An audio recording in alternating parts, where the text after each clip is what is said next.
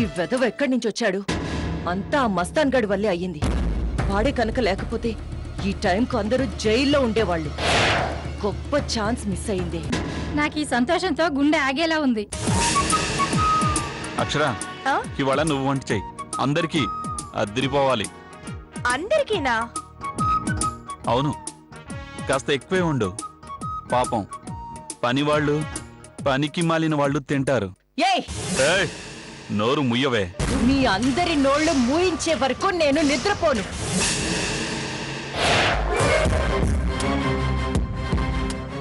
ఏం చేస్తావు?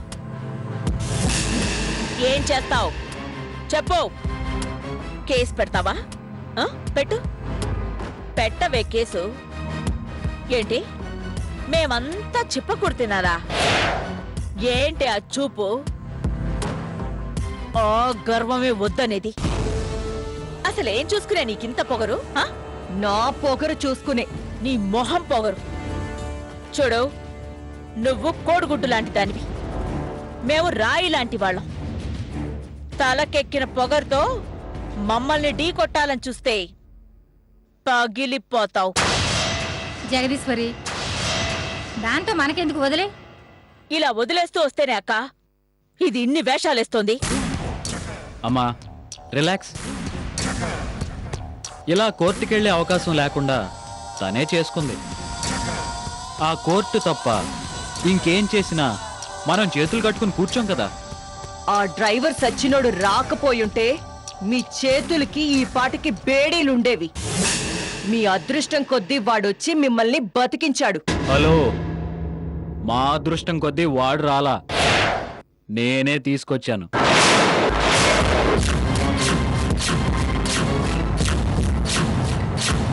ఏంటండి మీరనేది? నిజమా శ్రీరామ్? నువ్వు తీసుకొచ్చావా? శ్రీరామ్, నువ్వు తీసుకొచ్చావా? అవును, రాత్రి ఉదయంతో పోకిరిలో మహేష్ బాబు లాగా శృతి నాదే గన్ను నాదే అన్నట్టు కార్తికేయ నావాడే ఆస్తి నాదే అని వదినికి వార్నింగ్ ఇవ్వటం చూశాను. ఏమా అక్షర, రాత్రి దీనికి వార్నింగ్ ఇచ్చిందా? అవునమ్మా, అప్పుడే ఈవిడ ప్లాన్ ని తిప్పికొట్టాలని లేకని భారతీ మేడం అడ్రస్ అడిగాను. నేరుగా మేడం ఇంటికి వెళ్ళగానే గేట్లోనే ఆ డ్రైవర్ కనిపించాడు. వాడే మస్తాన్ బాగున్నాడా, ఆదిలక్ష్మి బాగుందా అని మస్తాన్కి క్లోజ్ ఫ్రెండ్ అని చెప్పాడు. ఇక భారతీ మేడంని కలవటం ఎందుకని వాడికే చెప్పాల్సింది చెప్పి వచ్చేసాను. అది మ్యాటర్. హలో, ఇప్పుడు అర్థమైందా అది అదృష్టం కాదు అని? నువ్వసలు మనిషివి కాదు శ్రీరామ్. అదేంటోదినా మరి? సంసారాల మెకానిక్వి.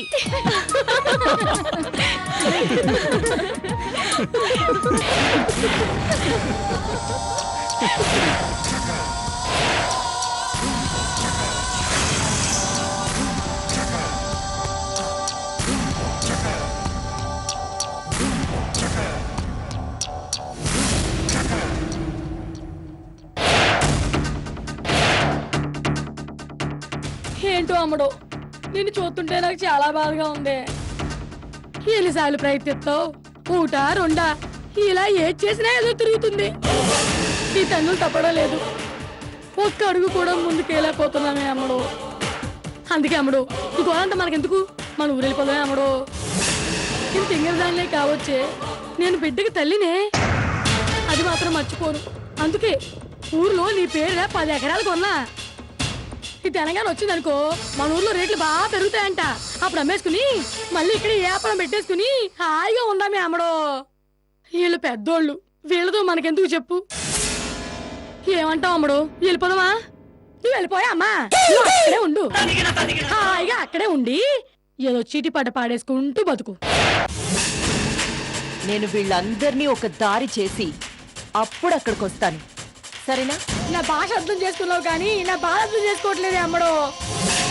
నాకు నీ భాష తెలుసు, నీ బాధ తెలుసు. నీకే నా పక్క తెలియట్లేదు. దాన్ని తీర్చుకుని కాని నేను ఇంట్లోంచి బయటకు అడుగు పెట్టను. హ, ఏ దారిలో బయటించుకుంటావే అన్ని దారులు మూసిపోతేని. పిచ్చిదానా, భగవంతుడనేవాడు ఒకడున్నాడు. వాడే ఏదో ఒక దారి తప్పకుండా చూపిస్తాడు. చూస్తూ ఉండు.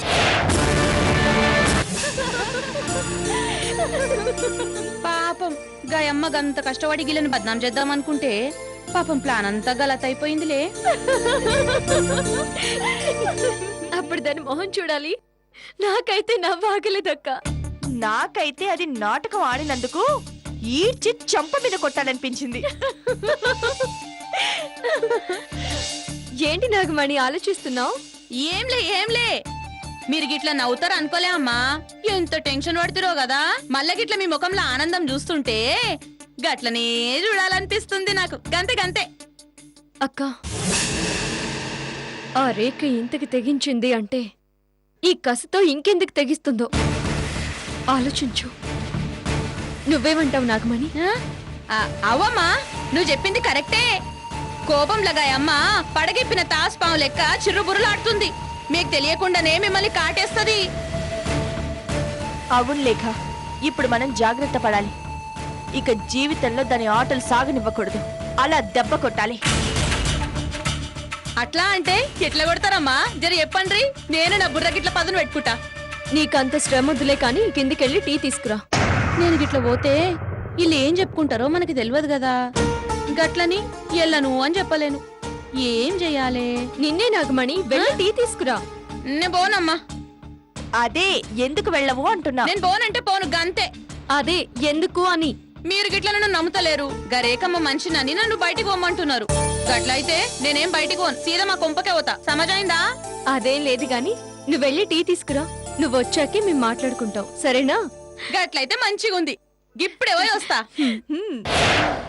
గిల్లు చాలా హౌలగాన్ లెక్కలున్నరే. 10 మనుషులను కూడా సొంత మనుషుల లెక్క చూసుడు. గీడ్నే చూస్తున్నా. అసలు మనం విడాకుల పేపర్లు ఉంచినట్లయితే ఈ టైం కది ఏ 2 గదుల ఇంట్లోనో ఉండేదక్క. అవును, ఏంటక్క అంత సీరియస్ గా ఉన్నావు? నా ప్లేస్ లో నువ్వుంటే తెలిసేది లేక. ఏదో మనం జరిగిన దానికి నమ్ముకుంటున్నాం గాని జరిగేది నాకేనా అని ఆలోచిస్తే నవ్వెలా వస్తుంది చెప్పు. అక్క, నువ్వు ఓవర్గా ఆలోచిస్తున్నావు. సీరియస్ గా మొహం మార్చుకొని ఒక మూల గంభీరంగా కూర్చొని ఆలోచిస్తే పరిష్కారం దొరుకుతుందో చెప్పు. పాకిస్తాన్ ప్రధాని మన ప్రధాని కలిసినప్పుడు ఇద్దరూ నవ్వుకుంటూనే మాట్లాడుకుంటారు, నవ్వుకుంటూనే ఒప్పందాలు కుదుర్చుకుంటారు, కానీ సీరియస్ గా ఉండరుగా. పాకిస్తాన్ ఇండియా శత్రుత్వం కంటే మీ వైరం పెద్దదేమీ కాదుగా. చాయ్ తాగుతా ఆలోచించుండ్రి. దునియాలో ఆలోచనలు గిట్లా రాకపోతే నన్ను అడుగుండ్రి. లేక అసలు విడాకుల పేపర్లు వదిలేసామని మనం బాధపడే కంటే మళ్ళీ వాటిని సంపాదించడం మంచిది కదా. గదేందమ్మా గట్ల మాట్లాడతావు? గా పేపర్లన్నీ చూర చూర చేసి గా పెద్దమ్మ ముఖాన కొట్టింది కదా. మళ్ళా గా పేపర్లు ఏడికించి దేవాలే. అవును కదక్క, నేననేది మళ్ళీ సంతకం పెట్టిద్దామని. మళ్ళీ ఎలా పెడుతుందక్క? ఈసారి మొత్తం చదివి గాని సంతకం పెట్టదు. తెలివుంటే పెట్టించొచ్చు.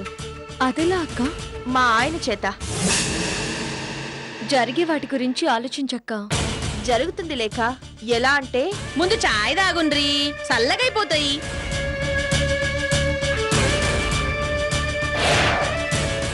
నేను ఈడ్నే ఉంటే రేపేదైనా గలత్ జరిగితే గది నానెత్తి మీదకే వస్తుంది. అందుకే ఈడికెంచి వెళ్ళిపోవడే మంచిది. నేను పోతా గాని మీరు మాట్లాడుకోండి, నాకు జర పనులున్నాయి. ఆ?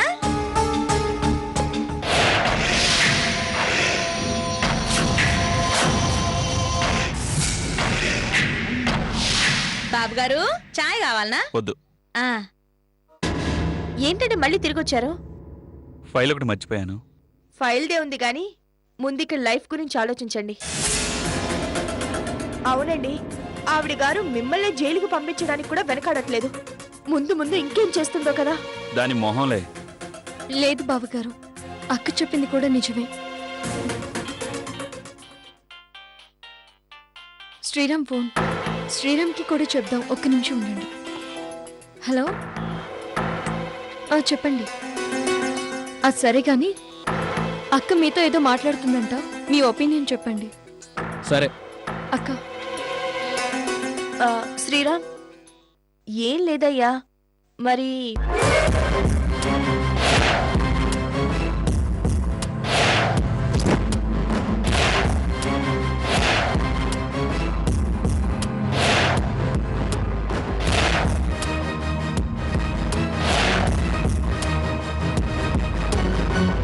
అది శ్రీరామ్, సూపర్ వదినా, క్యారీ ఆన్.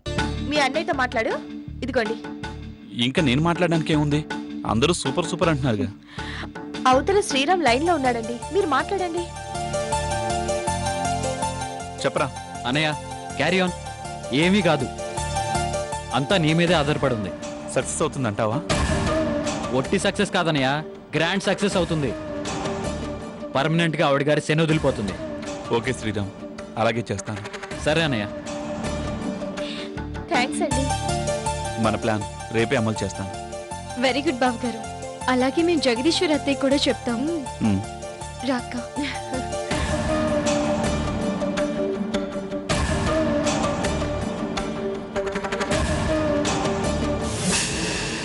ఏంటి మొహం వెలిగిపోతుంది? మరి నీలాగా మాడిపోయిన మొహం వేసుకుని తిరగమంటావా? అబ్బా, మాటకి మాట సమాధానం ఇవ్వడం నేర్చుకున్నావు. ఆ తొట్టిగా ట్రైనింగ్ ఇది. ఆపు, చెప్పింది చాలు గాని అడ్డు తప్పుకో, నేను వెళ్ళాలి. ఎక్కడికి? నా కోడలు అక్షరకి కాళ్ళు నొప్పిగా ఉన్నాయంట, కాళ్ళు పట్టడానికి. చాలా ఒసే రాజేశ్వరి, ఒసే గిసే అన్నావంటే చెంప పగులుద్ది. నీ అరుపులకు భయపడడానికి నేనేమి నీ అత్తని కాదు. మరెవరివో? కార్తికేయకి తల్లిని, అక్షరాకి అత్తని. మరి నాకు నీకు ఏ సంబంధం లేదా? ఎందుకు లేదు? ఉంది. పని మనిషికి యజమానికి ఉన్న సంబంధం ఉంది. ఒసే రాజేశ్వరి, ఏంటే తెగ పేలుతున్నావు? నువ్వు చస్తానంటేనే నీ కొడుకు నా దారిలోకి వచ్చాడు. లాభం లేదు. ఇలాంటి పరిస్థితుల్లో నువ్వు ఎటో చావు. అందుకే నిన్ను చంపైనా నా దారిలోకి తెచ్చుకుంటాను. అసలు అప్పుడే చంపేదాన్ని. ఆ తెల్ల తోలుదొచ్చి నిన్ను సేవ్ చేసింది. ఇప్పుడు ఇప్పుడు నిన్నెవరు సేవ్ చేస్తారో చూస్తానే. నిన్ను రేఖ, అమ్మను వదులు, వదులు, నీకే చెప్పేది వదులు. నువ్వు నన్ను వదలు అని చెప్తేనే నేను మీ అమ్మను వదులుతాను. అమ్మా, నువ్వు వెళ్ళు. చూసావురా ఇది? ఇంకొంచెంసేపు ఉంటే నన్ను చంపేసేదిరా. దీనికంత సీన్ లేదులే కానీ నువ్వు లోపలికి వెళ్ళు.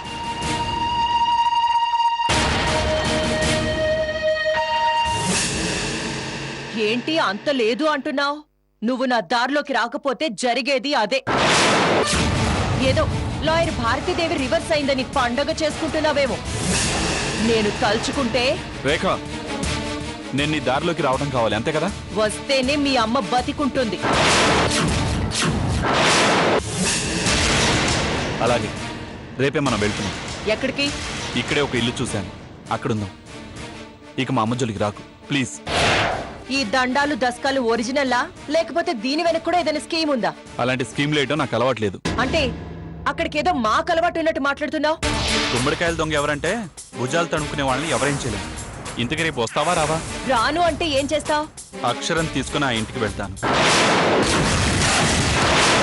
ఏంటి అందరితో తిట్లు తన్నులు తింటూ ఇక్కడే ఉంటావా, లేకపోతే అక్కడికి వస్తావా? Choice is yours. But one thing Rekha, ఇదంతా చేస్తోంది మా అమ్మ కోసమని గుర్తుపెట్టుకో. నువ్వు ఇక్కడున్నా అక్కడున్నా అమ్మని మాత్రం ఒక్క మాట అంటానికి వీల్లేదు. ఇప్పుడు చెప్పు, ఇక్కడ అక్కడ?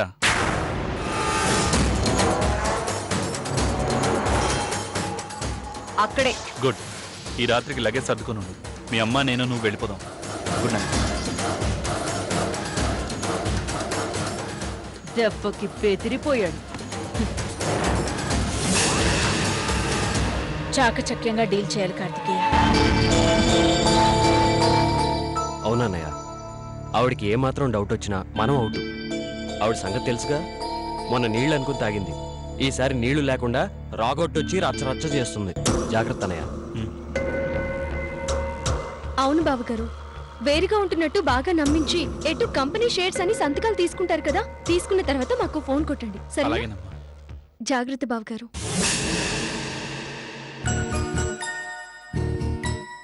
నువ్వేం చెప్పండి అక్షర.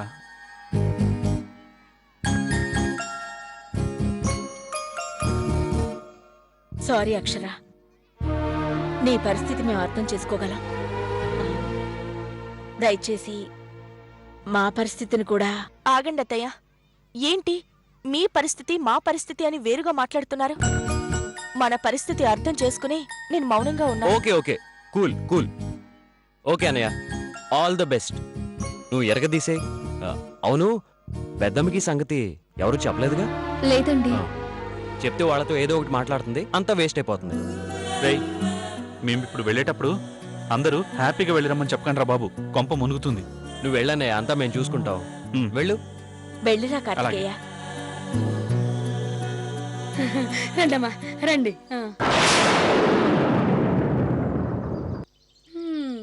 ఎక్కడ కార్తికేయ? నిన్నే అడుగుతుంది. ఎక్కడికి? బయటికి వెళ్ళేటప్పుడు ఎక్కడికి అని అడగకూడదు. నువ్వు చస్తే అడగను. నువ్వు కంగారు పడకు. నువ్వు చెప్పు కార్తికేయ, ఈ లగేజ్ ఏంటి? మాట్లాడవేంట్రా?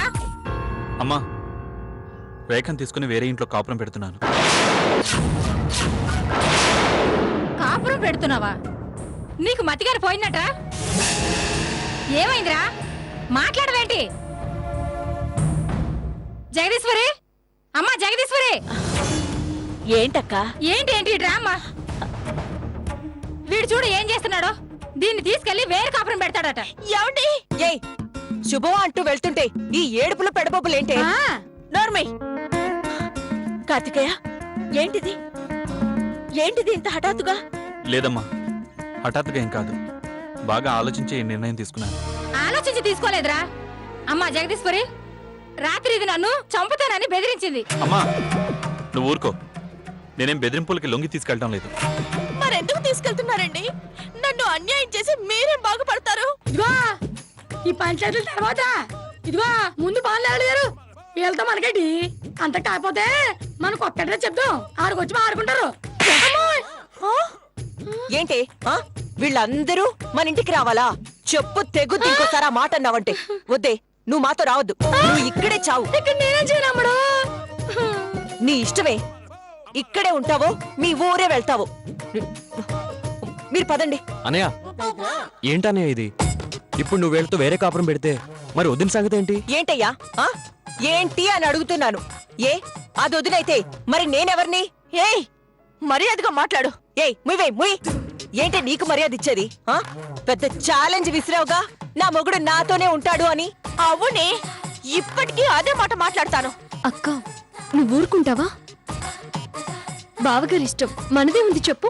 ఊరికే నోరుంది కదా అని వాగడం కాదే, మాట నెగ్గేలా మాట్లాడాలి. ఆ దమ్ము ధైర్యం లేకపోతే ఓ మూల కూర్చోవాలి.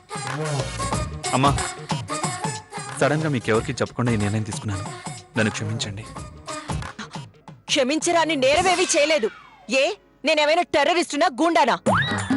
నన్ను తీసుకెళ్తే వీళ్ళందరూ నిన్ను క్షమించడానికి. సరే కార్తికేయ, నీ ఇష్టం.